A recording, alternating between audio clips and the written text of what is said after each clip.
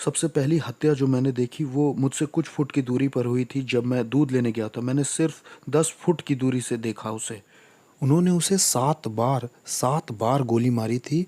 और मैंने एक के बाद एक बहुत सारी मौतें देखी अपनी ज़िंदगी में। साउथ ब्रॉक्स की सड़कों पर आपको एक हत्यारा, एक लूटमार करने वाला और एक बहुत चालाक इंसान बन के जीना होता है। मेरे पिता की तरफ के लोग तांत्रिक और भूत सिद्धि करने वाले थे। हम तंत्र मंत्र और भूत सिद्धि करते थे। हमारा कांटेक्ट खुद शैतान से था। मुझे याद है कि मेरे पिता कमरे में जाया करते थे शैतान की पूजा करने के लिए, और मैं शैतान की उपस्थिति को भी महसूस कर पाता था। और मेरे पिता आराधना करते थे, टंग्स में बोलते थे, शैतान की अन्य भाषाएं बोला करते थे, दुष्ट आत्माओं की। और वहाँ वो फूल चढ़ाते, कैंडल जलाते और पानी डालते थे।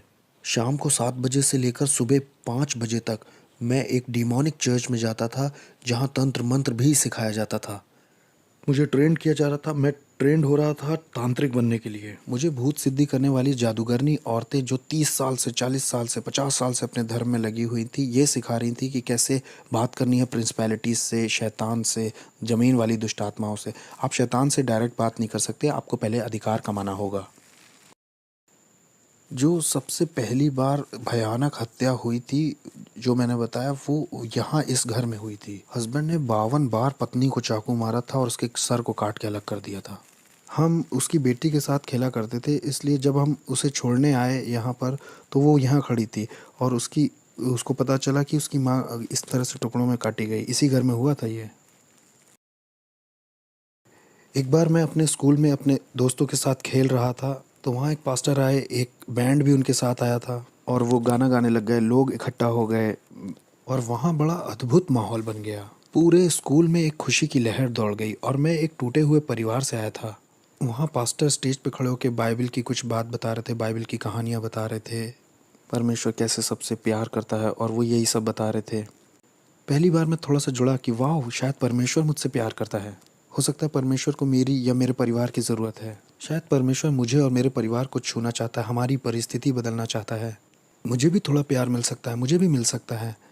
और वो मेरी तरफ चलते हुए आ रहे थे और मुझे पहली बार प्यार बहुत महसूस हो रहा था, इतना कि मैं समझा नहीं सकता।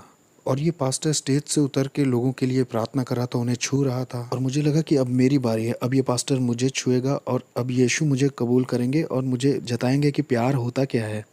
और ये पास्टर मेरे बगल से चले गए। उन्होंने मुझे कभी नहीं छुआ, उन्होंने उन्होंने मुझे बिल्कुल नहीं छुआ। वो नीचे लाइन तक आए, मेरे पास आए और मेरे पास से गुजर गए और दूसरे लोगों को छुआ। मुझे लगा, ओह, यीशु ने भी प्यार नहीं किया, पिता ने प्यार नहीं किया, मेरा घर परिवार भी टूटा हुआ है। यीशु को शायद अच्छा लगता है कि मेरी माँ मार खाती है, मेरे भाई और मैं भूखे सो जाते हैं। उसे शायद अच्छा लगता है कि हमारे अपार्टमेंट में लाइट नहीं है, हम स्कूल में मिसफिट हैं, उसे हमारा स्कूल आना भी अच्छा नहीं लगता। ये जो यीशु है ना, ये भी मेरे बाप की तरह ही है, इनमें कोई अंतर नहीं है, ये भी मेरे पिता जैसे ही हैं। और मैं टूटा हुआ और बड़ा उदास अपने घर पहुंचा। और मुझे याद है 1 या 2 हफ्ते बाद लगभग, मैं स्कूल के बाहर थोड़ी मस्ती कर रहा था, अपने दोस्तों के साथ मज़े ले रहा था, और मैंने सुना कि कुछ नीचे गिरा। वो एक वुडू नेकलेस था। मैंने उसे उठाया और पहन लिया। उसमें बहुत सारे रंग थे और ये नेकलेस ही मेरा शैतान के साथ पहला कांटेक्ट था। कुछ समय के बाद हम टैरो कार्ड रीडिंग करने गए। वहाँ मैं जब गया तो मैं लगभग 10 साल का था, मैं छोटा ही था। वहाँ पर जो औरत भूत सिद्धि करती थी, टैरो कार्ड रीडिंग करती थी, वो विच लेडी, उसने मुझ में अपनी आंखें बिल्कुल धंसा दी। वो बिल्कुल मुझ पर फिक्स हो गई। हमें ये लड़का चाहिए, हमें ये लड़का चाहिए ही चाहिए। हम इसे सेंटेरिया का रिसर्च करने वाला बनाएंगे और ये स्पिरिचुअलिज्म को भी आगे बढ़ाएगा। स्पेनिश में आत्माओं की साधना करना डिमोनिक है और सेंटेरिया संतों की पूजा कहलाती है, लेकिन वो है दुष्ट आत्माओं की पूजा।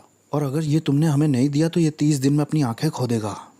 मेरी माँ होने के नाते मान गई और उसने अपना फर्नीचर बेच दिया, उसने अपना बेडरूम सेट बेच दिया सिर्फ $250 जुटाने के लिए, ताकि मेरी पहली सेरेमनी हो। इस औरत ने मेरी माँ के दिल में बहुत डर बैठा दिया था और मेरी माँ ज़मीन पे सोने लग गई क्योंकि उसके पास बेड नहीं था और वो ये भी नहीं चाहती थी कि मेरी आंखें खोएं। तो इन लोगों ने मुझे अंधकार की दुनिया में आगे बढ़ाया जब मैं 10 साल का था। फिर पहला एनकाउंटर जो मेरा हुआ, मैं जब 10 साल का था, वहाँ डेविल आया और उसने ऑफरिंग भी कबूल कर ली। मेरी ज़िंदगी अब शैतान को सौंप दी गई थी और उन्होंने मेरे गले में 5 मालाएं पहनाई। ये 5 तरह की बड़ी दुष्ट आत्माएं थीं जो आसमानी मकामों में रहती हैं। ये शैतान के नीचे होती हैं। उन्होंने ये मेरे गले में पहना दिया, जिन्हें सेंटेरिया कहते हैं। उन्होंने कहा कि यही रूहें आज से तुम्हारी मदद करेंगी और ये तुम्हारे स्पिरिचुअल गार्डियन एंजल्स हैं और अब से यही तुम्हारी आगे को फिक्र करेंगे। ये जो कोने की बिल्डिंग आप देख रहे हैं इधर इस कोने की, ये पूरी लगभग खाली रहती थी और मैं और मेरा भाई यहाँ ऊपर से उतर करके और पंप से पानी लेने जाते थे। ये वाला पंप था वो। ये खाली थी और ज़्यादातर अपार्टमेंट यहाँ के खाली ही थे और मैं और मेरा परिवार ही सिर्फ यहाँ रहते थे। मेरा जो पूरा चैपल था वो इन्हीं सब कामों में लगा हुआ था। वो शैतान की पूजा करते थे और हम डिमोनिक चर्च में जाते थे शाम को 7 बजे से लेकर सुबह 5 बजे तक। भूत सिद्धि वाली औरतें और तांत्रिक हमें सिखाते थे। वो बुलाना सिखाते थे, नियम कायदे और अधिकार के विषय में सिखाते थे। इस जगह को कौन देखता है, ऊपर हाकिम कौन है और यहाँ की प्रिंसिपलिटीज का नाम क्या है और किस तरह से हमारा चैनल काम करता है। 13 साल का होते होते मुझे शरीर से आत्मा को अलग करना आ गया था और मैं शरीर घर में छोड़कर स्पिरिट रेल में निकल जाता था अलग क्षेत्रों में और जाकर वहाँ श्राप बोलता था। अंधकार का साम्राज्य बढ़े और आस पड़ोस श्रापित हो जाए। यहाँ पर होमोसेक्सुअलिटी आ जाए, यहाँ पर डीमंस आ जाए, यहाँ पर spirit of murder, spirit of suicide आ जाए। मुझे अपने आस पड़ोस में ये सारे चैनल्स चलाना आ गया। 15-16 की उम्र आते आते मैं हॉस्पिटल्स में जाके आईसीयूज़ में मौत हो जाए ऐसा बोलता, दूसरे कमरों में मौत हो, ये इंसान मर जाए, ताकि डेविल की नज़र में मेरा लेवल या मेरा ओहदा और बढ़ सके और मैं न्यूयॉर्क सिटी का सबसे बड़ा डेविल वर्शिपर बनना चाहता था। शैतान मेरा बाप बन गया, उसने मेरे बाप की जगह ले ली क्योंकि मैंने ऐसी दुआ की थी कि मेरे बाप को मार दो। 33 साल की उम्र में मेरे बाप को चेहरे पर गोली मार करके ख़त्म कर दिया था एक नाइट क्लब में एक औरत की वजह से। जब वो घर आ रहे थे शैतान ने उन्हें ले लिया और उसने कहा कि मैंने पुराने से नए को बदल दिया है और ऐसे डेविल मेरा बाप बना। एक क्लब था इस जगह पर और वहाँ मेरे बाप को मारा गया था जब उनकी उम्र 33 साल की थी। मैंने बताया था ना कि जब मैं छोटा था लगभग 11 साल का था तो यहाँ पर एक कॉर्नर पर स्टोर हुआ करता था इधर साइड। जब मैं दूध का गैलन लेने गया था मेरे सामने उस आदमी को मारा गया था।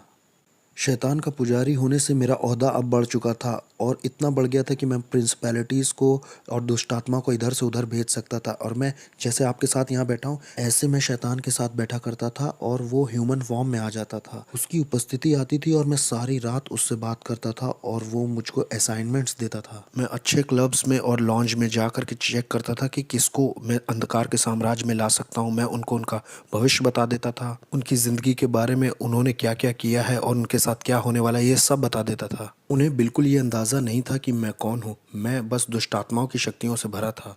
मैं खून भी चखा करता था। हर हफ्ते मैं जानवर को काट कर उसका खून पीता था और कभी समय नहीं हुआ या पैसे नहीं हुए तो खुद का हाथ काट करके खुद का खून पी लेता था। हमारे ग्रुप में और जिन लोगों के साथ मैं था वो सब डीमन से जुड़े हुए थे। उनमें डॉक्टर्स थे, लॉयर्स थे, उसमें प्रिंसिपल्स और जजेस और पुलिस ऑफिसर्स भी शामिल थे जो जादू टोने में लगे हुए थे। सिंगर्स जो आज की डेट में बहुत मशहूर हैं वो भी थे। मैं एक हवा के हाकिम को दूसरी जगह भेज सकता था, नीचे ज़मीन की दुष्ट आत्माओं को दूसरी जगह भेज सकता था ताकि उस जगह की चर्च बंद हो जाए, चर्च की ग्रोथ बंद हो जाए और लोगों के सेव होने के सारे मौके छिन जाएं। कभी कभी मैं शराब में धुत होकर के दुष्ट आत्माओं से इतना भर जाता था कि सड़क के बीच में खड़ा होकर के परमेश्वर से कहता था, सुन तुमसे भी थोड़ा उलझना चाहता हूँ, आओ थप्पड़ मारूं या थूक दूं तुम्हारे मुंह पर, आओ भिड़ के दिखाओ नीचे। मेरी शादी भी हॉलोइन पे हुई थी। शादी भी डिमोनिक थी जो मैंने हॉलोइन पे की थी। दूसरी दूसरी प्रिंसिपैलिटीज़ के डीमंस आए थे मेरी शादी में। कोई इंसानी जात मेरी शादी में नहीं आई थी। वो सब मेरी शादी में आने से डर रहे थे। मेरी शादी बड़ी अजीब थी। मैंने लोगों को इनविटेशंस भेजे, कोई दिखाई ही नहीं दिया तो कोई वेडिंग गिफ्ट नहीं। लेकिन हाँ, दुष्ट आत्माएं आई थी मेरी शादी में और उन्होंने ही बैप्टिज्म दिया। तो मेरी पत्नी और मैं, हम दोनों ही तंत्र मंत्र करते थे और हम अपनी बेटी को भी वही बनाना चाहते थे। मुझे याद है पहली बार जब मुझे इंसान की कुर्बानी करनी थी तो डेविल मेरे साथ कार में अंदर बैठा हुआ था। उसने कहा, मुझसे प्यार करते हो? मैंने कहा, ऑफ कोर्स डैडी। उसने मुझसे कहा कि छत के ऊपर एक आदमी है, वो तुम्हें नुकसान पहुंचाने आया है, तुम्हारा पैसा चुराने आया है, तुम उसे मेरे लिए मार दो अगर प्यार करते हो तो मैं छत की ओर ऊपर जाने लगा। मुझे याद है मैं 12वें माले में रहता था और जब मैं छत के ऊपर पहुंचा तो वो छत के पीछे वाले हिस्से सीढ़ियों पर छुपा हुआ था और ये आदमी 6 फुट 5 इंच का, वो लगभग 250 पाउंड का होगा। मैं डीमन पजेस्ड हो गया था और मेरे अंदर दुष्टात्मा गई, मैंने महसूस किया और अब मैं नहीं रह गया था। मैं उसे पकड़कर अपने अपार्टमेंट में ला के उसे चाकू मारना चाह रहा था क्योंकि मेरे पास एक कार्डोन पॉट था जो लगभग 100 पाउंड का होगा। उसमें 9 तरह के हथियार लगे थे जो 9 अलग तरह से इस्तेमाल किया जाता था और जैसे ही मैं उसे पकड़ने चला और उसे अपार्टमेंट में खींचने वो बस मेरे हाथ से फिसल गया और गायब हो गया। वो नीचे स्टोरवे के पास कूद गया। वो ऐसा जैसे ओलंपिक के एथलीट कूदते हैं, करके कूद गया। वो कूदा और गायब ही हो गया। मैं उसे पकड़ नहीं पाया तो मैं बहुत निराश हो गया। मैं अपनी पहली इंसानी कुर्बानी नहीं कर पाया। लोगों ने इसके ऊपर देखो कुछ लिख दिया है, लेकिन यहाँ पर एक डीमन है। ध्यान से देखो, ये वो डीमन है जो नर्क के दरवाजे की देखरेख करता है। इसी के बारे में मैं बता रहा था अपनी किताब में। वो सेंटेरिया वाली यही है, छोटा वाला दुष्ट आत्मा। ये वो दुष्ट आत्मा है जो हेटी को चलाती है। हेटी के ऊपर जो प्रिंसिपैलिटी है ना, वो यही है। और वहाँ पर जो वो वाला है ना, वो इस्लाम के ऊपर हाकिम है। अब यहाँ आ गया और ये देखो, लोगों को फंसाने के लिए द ट्रुथ। क्या हंसी आ रही है? सच, ये तुम्हें आज़ाद करेगा। ये देखो, ये भी ऊपर लगाया है ताकि लोगों को लगे कि ये भी इसी का हिस्सा है, मतलब ये इसका हिस्सा है। ये जगह कौन सी है?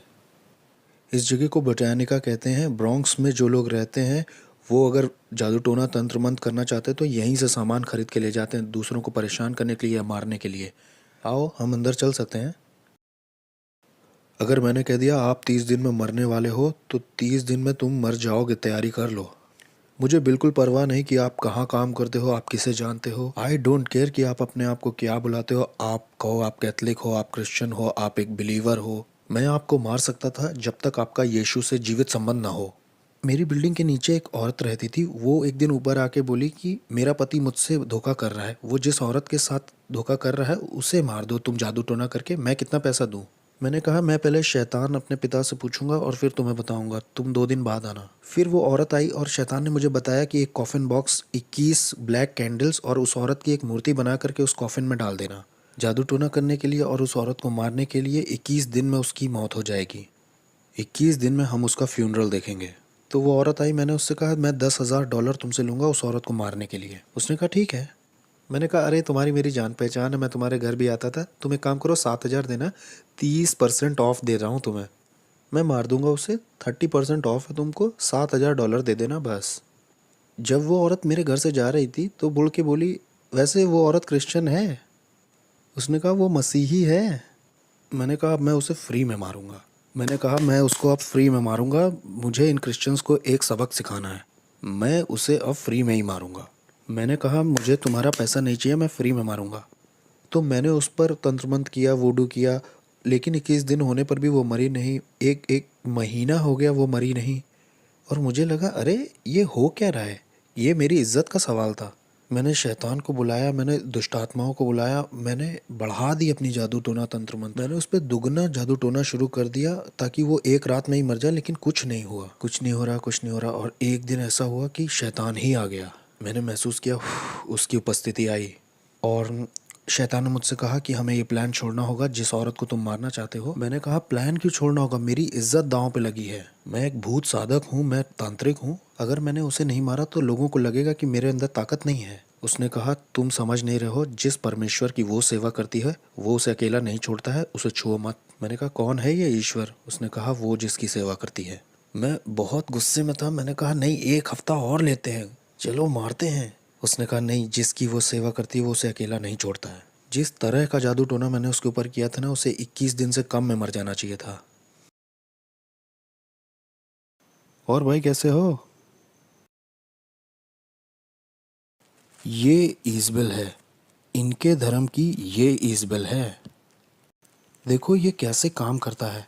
ये स्टैचूज जो हैं इनका कोई मतलब नहीं है, लेकिन इसके पीछे एक दुष्टात्मा है। तो अपने खुद के लिए मुझे उसे पहचानने के लिए इसका बनाया जाना बहुत ज़रूरी है, नहीं तो मैं उस आत्मा से नहीं जुड़ सकता। उस दुष्ट आत्मा से मेरी जान पहचान नहीं हो सकती। हमारे बीच में कुछ कॉमन नहीं है। मैं आदमी हूँ, वो एक आत्मा है, और आत्माओं में भी वो दुष्ट आत्मा है।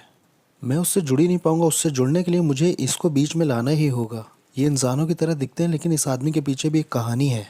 उस कहानी की वजह से ही आप उससे जुड़ सकते हो, और ये दुष्ट आत्मा उसकी वजह से चलन कर सकता है। और ऐसा ही इन लोगों के साथ भी है।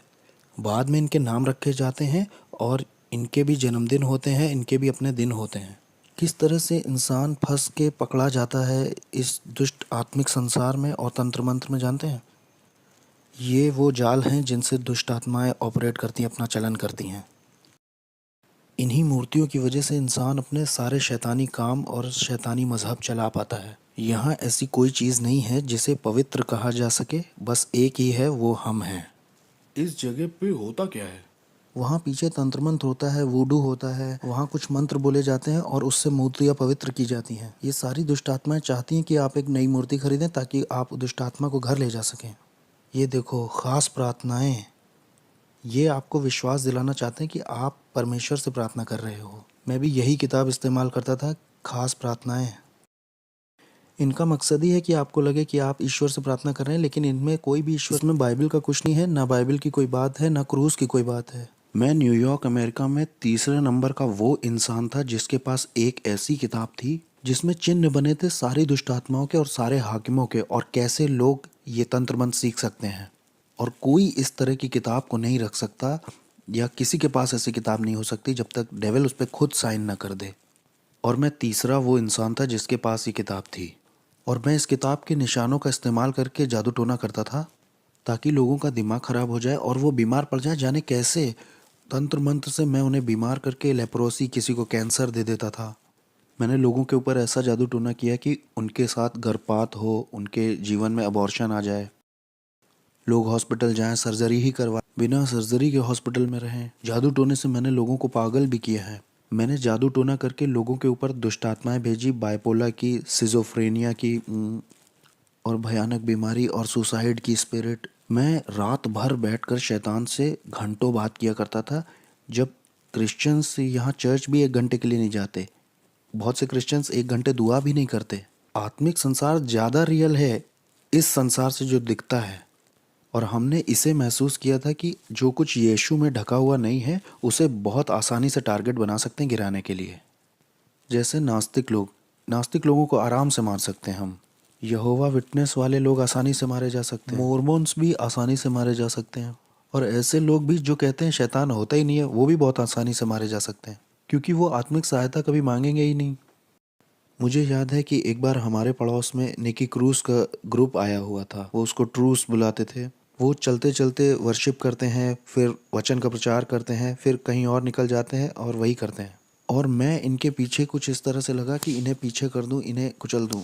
और ये जवान बच्चे थे, कोई 18, कोई 19, कोई 20, कोई 16 ऐसे थे। और मैंने कहा कि ये मेरे पड़ोस में कैसे ये गंदे गाने, ये कूड़ा मेरे बगल में बजा सकते हैं, जिसे आज हम आराधना कहते हैं। ये गंदे गाने थे मेरे लिए। अब मैं इनके पीछे पड़ के इन्हें बर्बाद कर दूंगा। जब मैं वहाँ ऊपर गया तो जहाँ मतलब वो लोग थे, वहाँ एक आँख की दीवार थी जिससे मैं उन्हें छू नहीं पा रहा था और ना उसके पार जा पा रहा था। किसी चीज़ ने मुझे रोका। जितनी बार भी मैंने आत्मिक शक्तियों को बोला जाओ तो वो नहीं जा पाई, वो रुकती रहीं, और मैं कभी भी उन बच्चों को छू नहीं पाया। मैंने कहा कुछ तो सही नहीं है, कुछ तो ऐसा है जो सही से नहीं हो रहा। फिर मैं वहाँ से निकल गया। मैंने कहा अब मैं इनके साथ नहीं लगूंगा, इन्हें अकेला छोड़ देता हूँ। ठीक है, ये पहला राउंड जीत गए। तो क्या इस वक्त आत्माएं हमें देख रही हाँ, हैं? वो हमें देख तो रही हैं। हाँ, वो देख रही हैं। तो हम सुरक्षित हैं, हम सुरक्षित हैं हाँ, ना? हम सुरक्षित हैं। हम यीशु के लहू में ढके हुए हैं। यीशु के खून जैसा कुछ भी नहीं है। Okay okay. आमीन। वो हमें छू नहीं सकते। हमारे पास सुरक्षा का बाड़ा है। हमारे चारों ओर सुरक्षा का बाड़ा है भाई। हम यहाँ आ सकते हैं और हम यहाँ की दुष्ट आत्माओं के पीछे भी पड़ सकते हैं, और हम इस जमीन को यीशु के नाम से श्राप भी दे सकते हैं, और शैतान हमारा कुछ कर भी नहीं सकता। मेरे पास बहुत पैसा था, बहुत बढ़िया कारें, बहुत सुंदर लड़कियां थीं। मेरे पास दुनिया का सब कुछ था। मेरे पड़ोसी मुझसे डरे हुए थे, क्योंकि जो मैं था, वो कहते थे तुम इससे उलझोगे तो तुम्हारे घर के लोग मरेंगे, तुम इससे उलझे तो ये बंदूक नहीं चलाएगा, ये सोते में मार देगा सबको। मेरे बाप शैतान ने मुझे बहुत बढ़िया चीज़ें दी थी, ऐसी ताकत दी थी कि लोग मुझसे डरते थे, जैसी मैं सोच भी नहीं सकता। यहाँ तक कि पुलिस भी मुझसे डरती थी, मेरे पड़ोस की सिक्योरिटी भी डरती थी। लोगों को ये मालूम था कि ये शैतान का बच्चा है, ऐसा कहते थे लोग। मैंने कई क्रिश्चियंस को घुटने पिला दिया, दुआ के लिए नहीं, क्योंकि उनमें ताकत ही नहीं थी। इसलिए नहीं कि आपका परमेश्वर ताकतवर नहीं था, मुझे गलत मत समझिए। परमेश्वर तो ताकतवर था, लेकिन बर्तन कमज़ोर था। बर्तन का कोई प्रार्थना का जीवन नहीं, ना कोई उपवास का जीवन, और ना परमेश्वर से इसका संबंध सही है। ये व्यक्ति भक्त जैसा बस बाहर से दिख रहा है, लेकिन कोई शक्ति नहीं है। ये व्यक्ति कमज़ोर है और इसके जीवन में कुछ हो भी नहीं रहा है। इसके पास बाइबल भी है, इसके पास कपड़े भी सही हैं, इसके वस्त्र सही हैं, लेकिन इसका कोई जुड़ाव नहीं है यीशु के साथ, क्योंकि ये उसकी इच्छा से बाहर है, उसकी प्रतिज्ञाओं से बाहर है और इसके डिवाइन पर्पस से भी बाहर है। इसलिए मेरा उस पर अधिकार है, मैं उसको गुलाम की तरह बना लूँगा, मैं उसे तोड़ दूंगा, उसके साथ तंत्र मंत्र करूँगा, मैं करता जाऊँगा एक मसीही से दूसरे मसीह, एक चर्च दूसरा चर्च, कई सारे। मैं हर वो चीज़ गिराता जाता जो यीशु के क्रूस को दिखाती थी।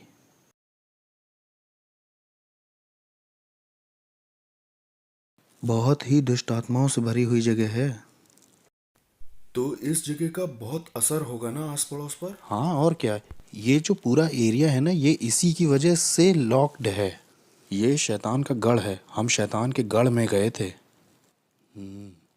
इस गढ़ का पूरा बाजार नरक से था। सोचिए, ये जाते हैं $100-200 लेकर के ये सब खरीदने के लिए, और इससे उन्हीं का नुकसान होता है, इससे दूसरों का, गरीबों का भला हो सकता है। इससे उन्हें लगता है कि उनकी ज़िंदगी और अच्छी हो जाएगी, उनकी ज़िंदगी और बेहतर बन सकती है। इससे वो सोचते हैं कि उनकी उन्नति होगी, उनके शाप, उनकी पीढ़ियों के शाप टूटेंगे। ये मोमबत्तियाँ, ये वुडू खरीदने से इन्हें लगता होगा, लेकिन परमेश्वर कहता है कि ये तुम्हें फ्री में दे रहा हूँ मैं, बस अपनी ज़िंदगी मुझे दे दो और मैं तुम्हें आज़ाद करूँगा। लेकिन ये इन्हें नहीं चाहिए, ये उनके लिए बहुत मुश्किल है, ये तो इनके लिए बहुत कॉम्प्लिकेटेड है। लोग इस तरह की जगह में आते हैं, $200 भी ख़राब करते हैं और ज़िंदगी सोचते हैं अच्छी हो जाएगी और बहुतायत से भर जाएगी। हेटी के ऊपर जो दुष्ट आत्मा है, उससे मेरा कांटेक्ट था, उसका नाम है कैंडेलो, उससे मेरा संपर्क था। और मियामी के दुष्ट आत्माओं से भी संपर्क था, अफ्रीका की दुष्ट आत्माओं से भी था, न्यूयॉर्क के ऊपर जो हवा के हाकिम हैं उनसे भी था, कुछ और भी थी जो दुनिया भर में जाना चाहती हैं। यहाँ पे एक सड़क है, वहाँ दूसरी दुष्ट आत्माएं हैं, हाकिम हैं। 42 नंबर की सड़क पर जो दुष्ट आत्मा है वो यहाँ आना चाहती थी। मैं ये कहूँगा कि मुझ में विवेक नहीं था। मैंने अपने भाई के ऊपर, सगे भाई के ऊपर जादू टोना तंत्र मंत्र करके उसे 5 साल की जेल करा दी। अपना खुद फ्लैश एंड ब्लड था, मेरा खुद का भाई, तंत्र मंत्र से 5 साल के लिए अंदर हो गया वो। मेरा एक और भाई था, एक बार वो मेरे घर आया था बड़े एटीट्यूड में, तो डीमन उसके ऊपर कूद गया है। वो मेरे घर से ऐसे भागा, उसका पेट दर्द बहुत बढ़ गया था। मेरी माँ भी इस बात की गवाही दे सकती है। मैंने अपने शरीर के साथ बहुत सारे रीति रिवाज किए थे, इतने सारे संस्कारों से गुजरा था मैं। लास्ट वाले में मैंने अपनी आत्मा शैतान को सौंप दी थी। एक सेरेमनी में मैंने गन पाउडर और जानवर का खून पिया था, जिसे सैंसी कहते हैं। सैंसी हेशे और फ्रेंच की सेरेमनी है। ये एक दुष्ट आत्मा के साथ का संस्कार है, जिससे मैं किसी के घर जाके कुछ खाता हूँ तो वो उसमें जादू टोना नहीं कर पाएंगे, कुछ इस तरह की। और जो आप जानते हैं वो सब मैंने किया था। मैं जिस दुष्ट आत्मा वाले चर्च में जाता था, वहाँ एक सीक्रेट मीटिंग होती थी हर साल। हर एक बड़ा जादू टोना, तंत्र मंत्र, वॉलॉक, विचेस उसमें आते थे। वहाँ ये फैसला लिया जाता था कौन सा हाकिम किस जगह के क्षेत्र पर राज्य करेगा। हम कलीसिया से ज़्यादा संगठित यानी ऑर्गेनाइज्ड थे। अंधेरे का जो साम्राज्य है वो यीशु मसीह की कलीसिया से ज़्यादा ऑर्गेनाइज्ड है। हमें पता था सेरेमनीज कैसे करनी है। अगले साल की तैयारी इस साल के ख़त्म होने से पहले ही हो जाती थी। यहाँ क्रिश्चियंस 1 घंटे के लिए प्रार्थना नहीं करना चाहते हैं। यहाँ क्रिश्चियंस का लगातार वाला रिश्ता नहीं है चर्च में परमेश्वर के साथ। मैंने 1 साल का रेस्ट भी लेना चाहा जा, और शैतान ने 1 साल के लिए मेरी आंखों की रोशनी ले ली। मैं 1 साल तक पूरी तरह से अंधा था, इसका सर्टिफिकेट भी है मेरे पास। मैं पूरी तरह से अंधा था। वो लोग मेरी यहाँ तक तैयारी करा रहे थे कि एक देखने वाला कुत्ता ले लो, और वो जो स्टिक लेके चलते हैं ना, आपने देखा होगा वो। मेरी माँ ने 1 साल मेरा ध्यान रखा। मेरी आंखें पूरी तरह से अंधेरी हो गई थी। एक बादल जैसा धुआं मेरी आंखों के ऊपर आ गया था। मैं पूरी तरह से अंधा था, और जब मैंने शैतान को अपनी ज़िंदगी वापस दे दी तो 7 सर्जरीज़ के बाद मेरी शैतान ने आंखें लौटा दी, और फिर मैं दोबारा देख पाया। और ये मेरी सज़ा थी जो शैतान ने दी, कि 1 साल की छुट्टी मुझे चाहिए थी। मैं 1 साल की छुट्टी लेना चाहता था। शैतान ने कहा अच्छा छुट्टी चाहिए, ये लो, और उसने मेरी आंखें ले ली। और इस तरह की दुनिया का था मैं, कि आप शैतान से पंगा लोगे तो शैतान आपको या आपके परिवार के लोगों को मारेगा। एक तरह का डर आपको हमेशा रहेगा कि आप ये धर्म छोड़ नहीं सकते। सेंटेरिया, पोलोनियम्बे, स्पिरिचुअलिज्म, ये धर्म छूटेगा नहीं। डॉक्टरों के पास कोई एक्सप्लेनेशन नहीं था कि मेरी आंखें कैसे गईं। जबकि मैं कहूँ, क्रिश्चियंस, मसीही जब गलत करते हैं या उनसे बुरा हो जाता है तो उनके घर में जो कुछ दिखाई देता है वो है दया और अनुग्रह। लेकिन अगर आप शैतान को कुछ ऐसा दिखाते हो तो शैतान को पसंद नहीं आया तो आपको या आपके परिवार को मारता है। मुझे याद है एक बार एक औरत को शैतान ने कहा इस आदमी से मत मिलना। उसने परवाह नहीं की क्योंकि वो उससे प्यार करती थी। इसलिए शैतान ने एक दुष्ट आत्मा एक ऐसे इंसान के अंदर भेजी जो सड़क पर रहता था। उसने हथौड़े से उस औरत के सिर पर 17 बार वार करके मार दिया। एक बार मैं अपने घर में बैठा हुआ था, बहुत अमेजिंग था। मैं नाइट क्लब से लौट के आया था। मैं टीवी पर जेरी स्प्रिंगर नाम का एक शो देख रहा था। वो बड़ा अजीब सा शो है। लोग उसमें एक दूसरे को मारते हैं और मुझे उसमें बड़ा मज़ा आता था। मज़े लेके मैं उसे देख रहा था, हंस रहा था और मैंने एक आवाज़ सुनी, बेटे मैं जल्दी आ रहा हूँ, तुम अपनी ज़िंदगी से क्या करोगे। एक सुनने वाली आवाज़, बहुत शार्प, उस कमरे से आई थी। मैंने सोचा कि शायद टीवी से आई है। मैंने कहा ये टीवी से नहीं आई है क्योंकि यहाँ तो लोग लड़ रहे हैं, एक दूसरे को मार रहे हैं। मैं शैतान की भी आवाज़ पहचानता था। शैतान के साथ तो मैं ऐसे बैठता था जैसे आपके साथ बैठा हूँ। कभी वो इंसान के रूप में भी आता था, कभी वो कमरे में उसकी उपस्थिति आती थी। उसकी उपस्थिति आते ही कमरे का माहौल बदल जाता था। वो मेरे सामने बैठा करता था और मेरे कॉन्शियस से बात करता था। हम रात भर ऐसे बात किया करते थे। मुझे उसकी आवाज़ पता थी। ये मुझे ऐसे पता था जैसे आपको अपने हाथ पैर पता है। मुझे हर एक हाकिम के बारे में जो कनाडा पे या अमेरिका पे या कहीं का भी हाकिम हो पता था उसके बारे में। हर प्रिंसिपलिटी जो किसी मज़हब की थी वो भी मुझे पता थी। चाहे वो कोई ऑकल्ट हो, न्यू एज हो, बुद्धिज़्म हो, इस्लाम हो, सेंटेरिया हो या स्पिरिचुअलिज्म हो, मुझे हर एक दुष्टात्मा का पता था। हर एक हाकिम के प्रिंसिपलिटीज़ का मार्क मेरे पास था। ज़मीन की दुष्ट आत्माओं का भी और शैतान का, इज़बेल का। मैं हर एक के नाम बता सकता हूँ जिनके नाम आप भी नहीं जानते होंगे। मैं उनको नाम से जानता था। लेकिन ये आवाज़ उन सब आवाज़ों से बहुत अलग थी। वो आवाज़ जाने कहाँ से आई थी। वो हवा से आई थी वो आवाज़। मैं एक तरह के सदमे में आ गया और फिर मैंने एक तरह का दर्शन पाया अपने अपार्टमेंट के दूसरी तरफ। मैंने देखा कि पूरे आसमान में आग है और नीचे के जो लोग हैं वो उससे बचने के लिए इधर उधर दौड़ रहे हैं कि कोई जगह मिल जाए शायद। मैंने कहा ये कैसा दर्शन, मैंने उसे छोड़ दिया। और फिर मुझे याद है जब मैं सोने गया, बहुत गहरी नींद थी और मैंने एक टी शर्ट मुंह पे डाली, मैं सो गया और मैंने देखा कि मैं एक ट्रेन में हूँ, उसमें बहुत सारे लोग हैं। मैं कुछ समझ ही नहीं पा रहा था मैं ट्रेन में क्या कर रहा हूँ। ये ट्रेन इतनी तेज़ चल रही थी कि आप समझ नहीं सकते। मैं पृथ्वी पर इतनी तेज़ किसी चीज़ में नहीं चढ़ा। और ये ट्रेन नर्क में आ गई। यीशु मसीह मुझे नर्क ले आए। और जब मैं नर्क में पहुंचा तो वो ट्रेन दरवाजे से बहुत कस के लड़ गई। एक इतनी तेज़ आवाज़ हुई कि सब खुल गया और बहुत गर्मी बाहर आ रही थी, न जाने कहाँ से। वहाँ सांस लेने में भी बहुत दिक्कत हो रही थी। मैं ट्रेन से जैसे बाहर आया तो उसमें जो लोग थे उनके चेहरे नहीं दिख रहे थे, लेकिन उनके चेहरे पर डर दिखाई दे रहा था। वो डर आप महसूस कर सकते थे। ये डर इस बात का था कि आप वहाँ से कभी बाहर नहीं निकलेंगे। और ये जगह पूरी भरी हुई थी। और मैंने कहा मैं यहाँ के लिए नहीं बना हूँ, मैं यहाँ नहीं मर सकता ना, मुझे यहाँ नहीं मरना, ये मेरे लिए नहीं है। मैं यहाँ के लिए पैदा नहीं हुआ हूँ। मैं अपने आप से ही बातें कर रहा था। मैं यहाँ नहीं रहने वाला। इसलिए मैं एक कोई सुरंग ढूंढने लगा जहाँ से मैं निकल सकूँ। तो मैं सुरंग ढूंढने के लिए आगे गया, या कोई खिड़की ढूंढने, या कोई, हो सकता है वहाँ कोई जगह दिख जाए जहाँ से मैं बाहर आ सकूँ और मैं अपनी रियलिटी में लौट सकूँ। लेकिन वहाँ कोई गैप नहीं था। मुझे याद है वहाँ जितना मैं आगे उस सुरंग में जा रहा था उतना ज़्यादा मुझे डर घेर रहा था और मुझे लोगों की तकलीफ़ें सुनाई दे रही थी, आवाज़ें। वहाँ अंधेरा और डर ओढ़ लेता है जैसे कोई कपड़ा पहन लिया हो। वो आपको लपेट जैसा लेता है। वहाँ आपका कोई बस नहीं चलता है। कुछ जकड़ जैसा लेता है, वो आपको जाने नहीं देता। यहाँ तक कि मैं अपना हाथ भी नहीं देख पा रहा था। वो एक पर्दे की तरह था, जैसे आप किसी बच्चे के कुएं या जानवर के कुएं में गए हैं। ये कुएं जैसा नहीं था, मैं समझा नहीं पाऊंगा इसे।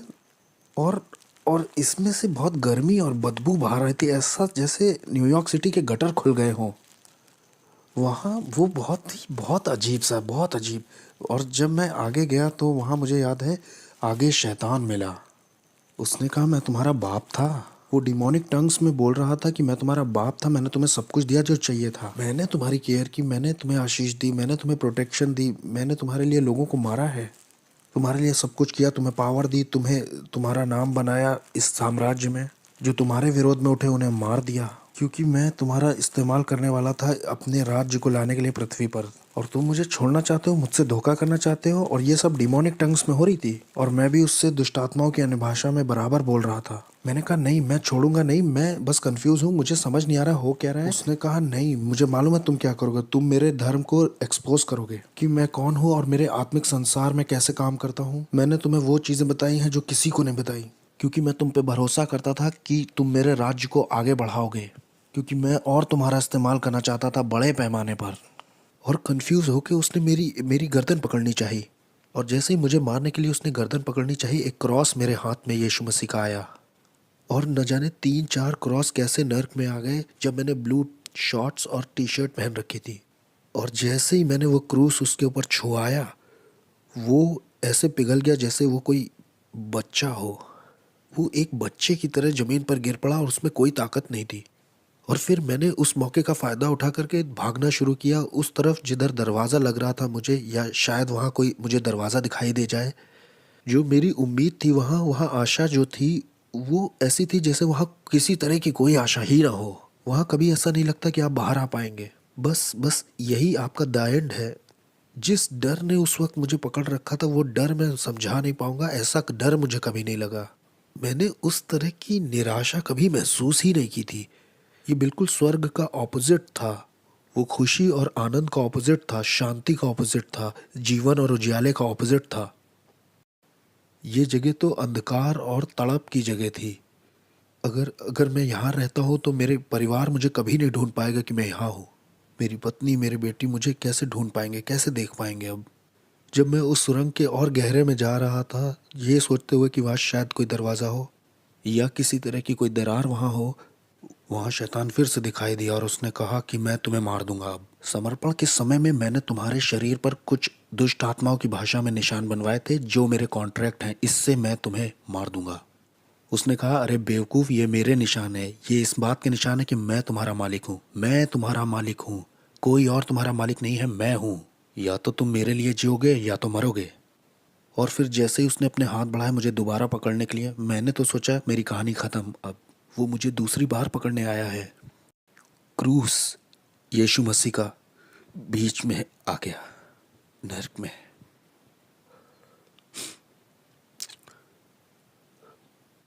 कोई प्यार नहीं है क्रूस से बढ़ के, जो मेरे जैसे पापी के लिए आए नर्क में।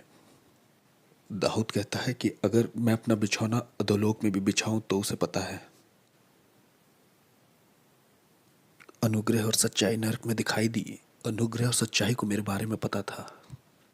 अनुग्रह और सच्चाई की मेरी जिंदगी में एक योजना थी।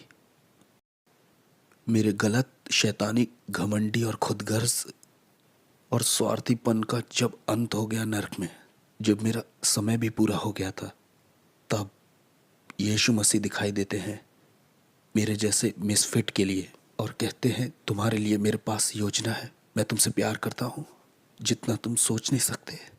वो मुझे नर्क में दिखाई दिए। और जब मैं वापस आया, मेरी आत्मा शरीर में वापस आई, तब मैंने अपने घुटने टेके यीशु मसीह के नाम से।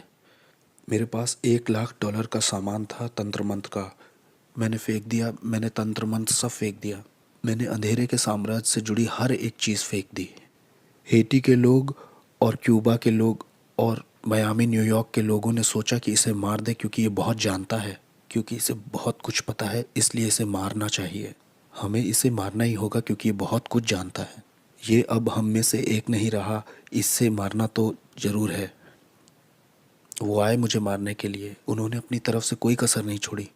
मैं दिन में सोने लगा था क्योंकि दिन और रात दुष्ट आत्माएं आती थीं और मुझे बहुत टॉर्मेंट करती थीं, बहुत सताती थीं। ये सब 30 दिन तक चलता रहा। 30 दिन तक वो मेरे गले को पकड़ते थे, वो मेरे बिस्तर को मुझे उठा के फेंक देते थे। मैं बिस्तर पर लेटे महसूस करता कोई मेरे बगल में लेटा हुआ है, बर्फ़ के जैसा कोई ठंडा। और जैसे मैं मुड़ के देखता तो मैंने डेविल को खुद देखा वहाँ लेटे हुए। ये सब चलता रहा 30 दिन तक, एक के बाद एक। मुझे सताया जा रहा था, टॉर्चर किया जा रहा था, पागल करने की कोशिश की जा रही थी। मेरे शरीर से मेरी आत्मा खींचने की कोशिश की जा रही थी। मैं रात में ऐसे डरता था जैसे रात में कभी नहीं डरा। 30 दिन तक मैं चिल्लाता रहा और मुझे प्रार्थना करना भी नहीं आता था। सिर्फ बोलता था जीसस जीसस जीसस। प्रार्थना आती नहीं थी तो वो बहन तो इस तरह से चर्च में प्रार्थना करती, लो वो भाई ऐसे प्रार्थना करता है। मैं सारी दुआओं को मिला जुला के करता था ताकि मैं अपनी ज़िंदगी के लिए लड़ सकूं। और एक दिन ऐसा हुआ कि मैं चर्च में आराधना कर रहा था और मेरे दिमाग में सवाल चल रहे थे कि क्यों तूने मेरे साथ ये सब होने दिया प्रभु। और उस दिन मैंने ये आवाज़ सुनी कि मैं देखना चाहता था कि तुम मुझसे कितना प्यार करते हो। और उसने कहा, मैं देखना चाहता था तुम कितना भरोसा करते हो मुझ पे। और उस दिन के बाद से शैतान कभी आगे को मेरे पीछे नहीं पड़ा। मैं यीशु के लिए एक इवेंजलिस्ट बन गया। तब से लेकर आज तक 14 साल हो गए हैं प्रभु की सेवा करते करते, और मैं इस चीज़ को किसी भी चीज़ से सौदा नहीं करूँगा। और मुझे पता है हालेलुया नाम की सड़क पर जॉन रिमेरेस का एक बड़ा बंगला है। एक दिन वो कहेगा, तेरा स्वागत है विश्वास योग्य दास। जिसके कान हो वो सुन ले और जिसकी आंखें हो वो देख ले।